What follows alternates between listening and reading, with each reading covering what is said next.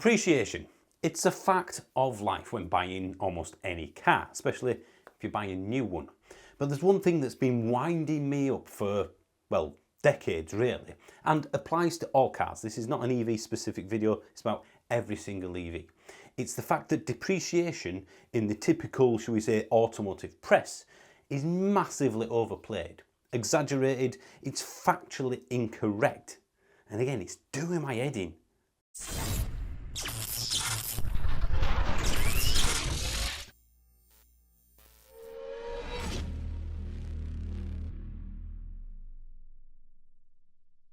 Everybody loves a top 10, even I do. It goes well on YouTube typically. And in this particular case, we've got magazines doing the top 10 biggest depreciating cars in the UK.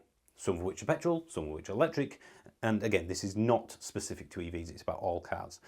So what exactly do I mean by they're factually incorrect? Because for me they are. Because they're basing it on not false data, the data is correct. They're basing it on the wrong data. So whichever way you look at it, it's misleading, in my opinion, to the general public. Because depreciation, again, is something that you absolutely have to factor in, but not to this ridiculous level. It literally pushes people out of looking at certain cars and going for other ones based on these, what I would call, flawed top 10s.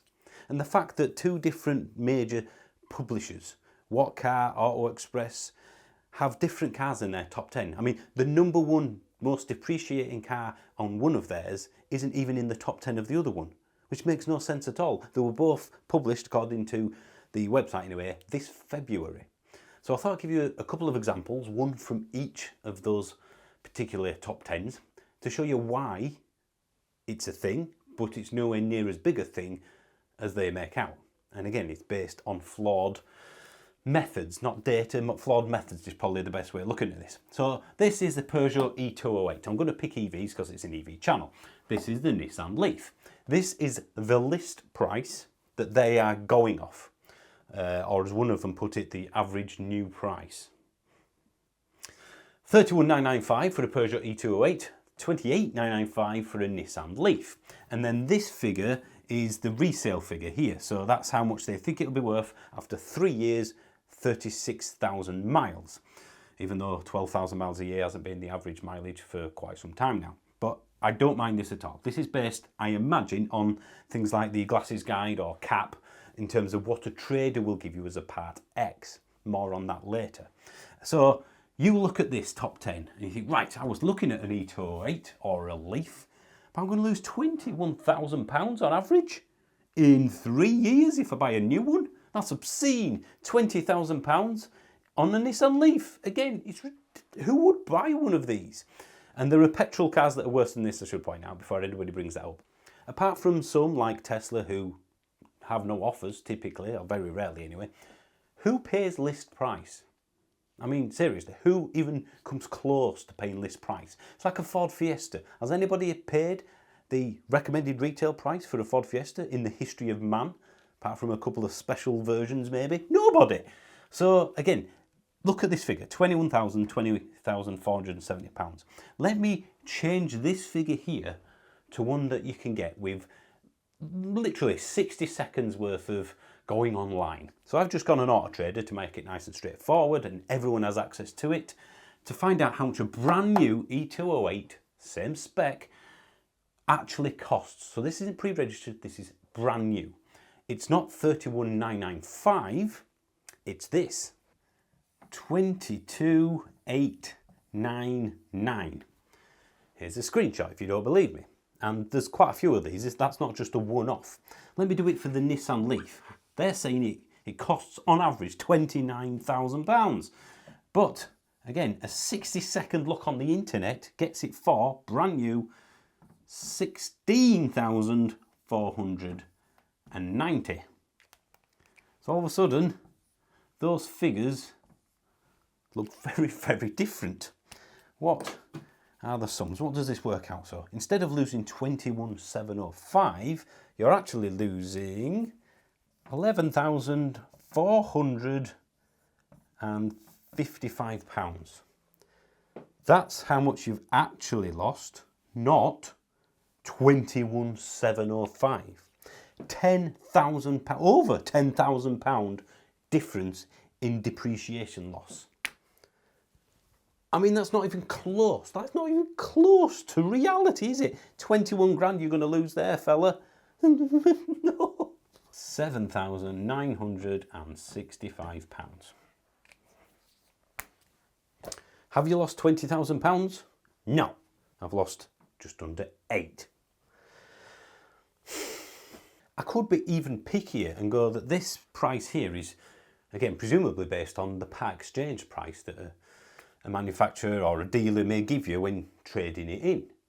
So if you sell this privately, you would get more for it, which would reduce this depreciation figure here a lot more.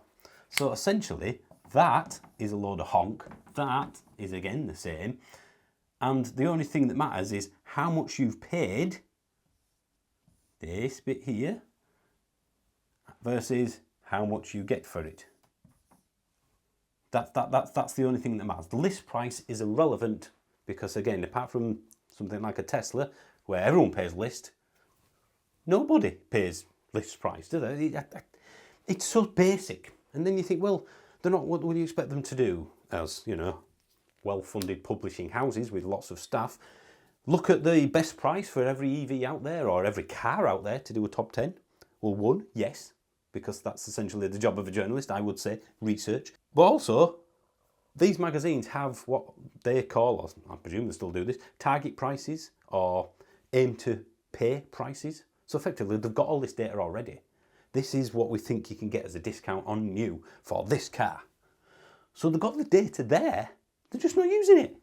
So they're using list price instead of the price they've already got at their disposal, the realistic price. It might not be as good as that, but it will be much, much closer. Why not base it off that? Whether it's petrol or electric, this applies. This is the same. It's been around for decades, quite frankly. And it's you know, it's nothing new, but ultimately the internet has meant that everybody has access to, well, the ultimate haggling tool. So these days, again, this is far more realistic than that by a huge margin. So once more, again, depreciation is it's probably the biggest cost factor when buying a new car, how much it loses. And apart from anything exotic, all cars will drop a significant amount of money. You have to pay attention to it. But it's nowhere near as bad as these tables make out. And based on this, the Nissan Leaf, it's an old car now, that probably won't be anywhere near the top 10 at all. It might even not be in the top 20 or 30, I don't know. But ultimately, how many people will see that figure there and just walk away? So that's it. That's my little rant for this week, and why you need to do your own figures. Don't go off, you know, these tables or anyone else's figures. The only thing I would pay attention to, I guess, is how much do they think it's going to be worth after 3 years?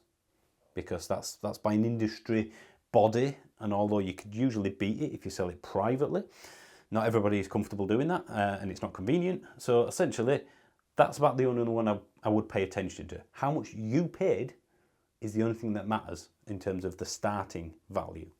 So the take home is just do your own figures, go off that, and buy the car that you want. Listen to depreciation, but compare it yourself.